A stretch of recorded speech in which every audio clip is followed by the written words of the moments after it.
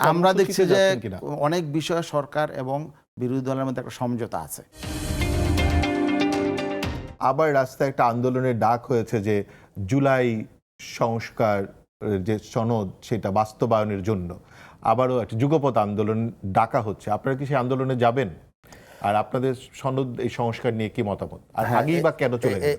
এটার তিনটা কোশ্চেন একসাথে করলাম। ঠিক আছে, এটার আগে একটু আনিস আলমগীর ভাই একটা গুরুত্বপূর্ণ প্রসঙ্গ ওনার আলোচনার শেষে বলেছিলেন যে মার্কিনীদের সাথে একটা চুক্তি হয়েছে। হ্যাঁ, এবং এটা নিয়ে পার্লামেন্টে কেউ কোনো কথা বলে নাই, সরকারি দল না বিরোধী দল না, একমাত্র রুমিন ফারহানা বলে। রুমিন ফারহানা বলেছে।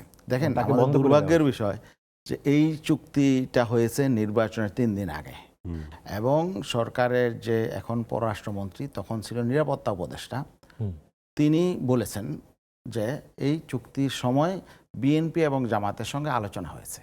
তার মানে বিএনপি জামাত তারা এক হয়েই, এবং সরকার মানে অন্তর্বর্তীকালীন সরকার তারা যৌথভাবে চুক্তি করেছে। এখন যেই ব্যাপারে সরকারি দল বিরোধী দল এক হয়ে এই কাজ করে, তখন এই পার্লামেন্টে তারা কথা বলবে কেন? এই চুক্তি অবশ্যই আমাদের রাষ্ট্রবিরোধী এবং আমাদের ভয়ঙ্কর চুক্তি।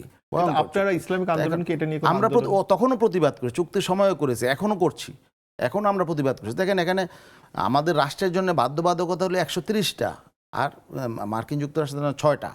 কত ভয়ঙ্কর বিষয় যে আমরা ইচ্ছা করলে প্রণোদনা রাষ্ট্র দিতে পারবে না, মানে কোনো ভর্তুকি দিতে পারবে না তাদের অনুমতি ছাড়া। এরকম আরও অসংখ্য বিষয় আছে।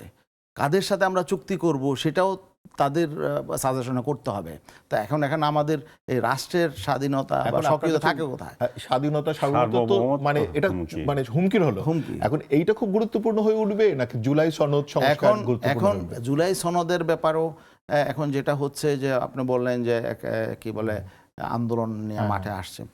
জুলাই সনদে যেহেতু আমরা স্বাক্ষর করেছি কেন? যাতে রাষ্ট্রের কিছু পরিবর্তন হয়, সরকার যাতে জবাবদিহিতামূলক রাষ্ট্র চালায়।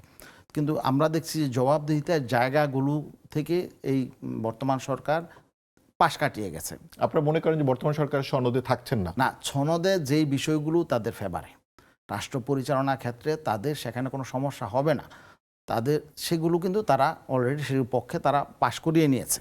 প্রায় 95টার মতো।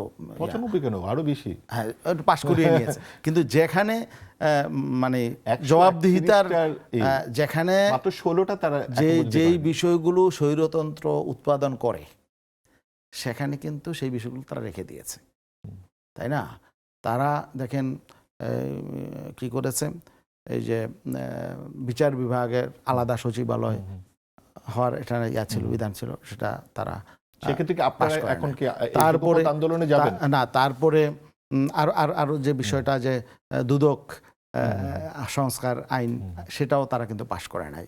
পুলিশ সংস্কার আইন তারা পাশ করে, মানবাধিকার আইন তারা পাশ করে নাই। তারপরে মানে জবাবদিহিতার জন্য যেগুলো সমস্যা, এগুলো আসলে এখন আপনারা কি এখন আন্দোলনে যাবেন? না, আমরা আমাদের মতো করে আন্দোলন করব।